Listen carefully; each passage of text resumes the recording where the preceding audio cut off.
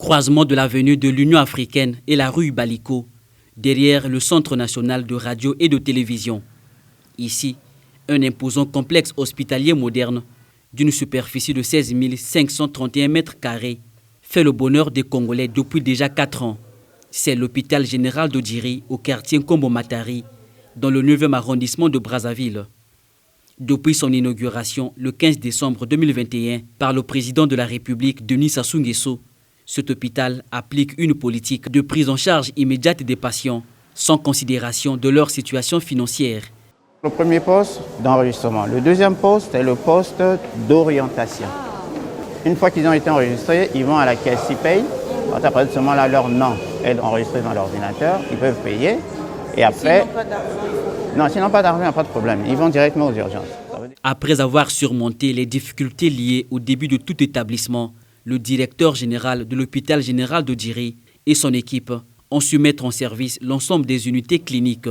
Objectif, offrir des soins spécialisés de qualité, conformément aux ambitions du président Denis Sassou Nguesso, promoteur du projet Santé pour tous.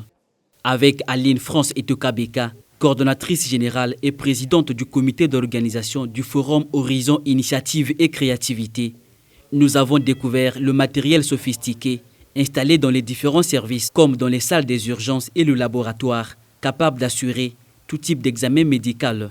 Notre service est divisé de différentes manières. Nous avons d'abord le pétri, là où on fait sélection des patients qui arrivent. On le directionne, on nous organise, la partie médicale, la partie chirurgicale, et ceux qui sont extrêmement graves viennent directement au déchocage.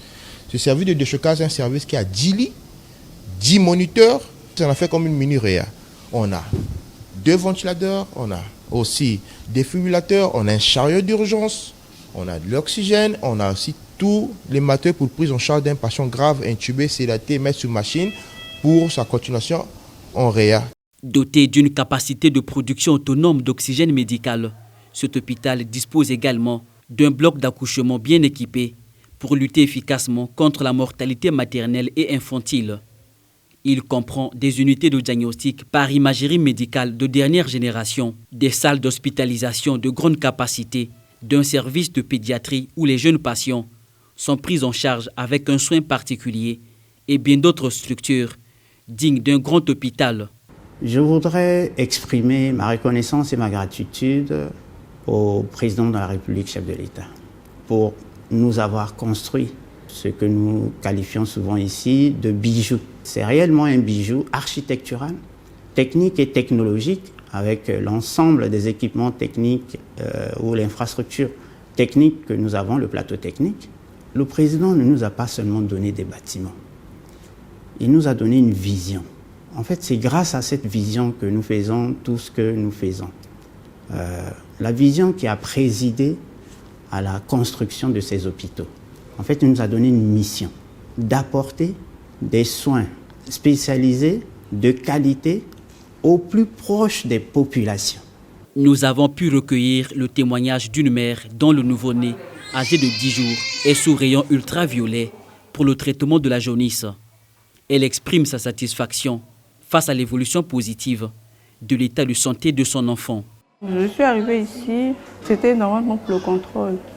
Et après le contrôle, il a fallu faire des examens pour voir si l'enfant se portait bien. Il s'est avéré que l'enfant était un peu de couleur jaune au niveau des yeux et des urines. Et après examen, on a décidé de lui mettre sous les rayons ultraviolets pour changer un peu sa coloration. Oui, ça évolue, il est sous traitement, ça va.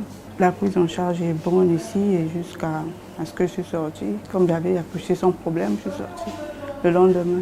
Depuis 2023, l'hôpital général d'Odjiri organise des journées portes ouvertes pour la prise en charge gratuite de diverses pathologies.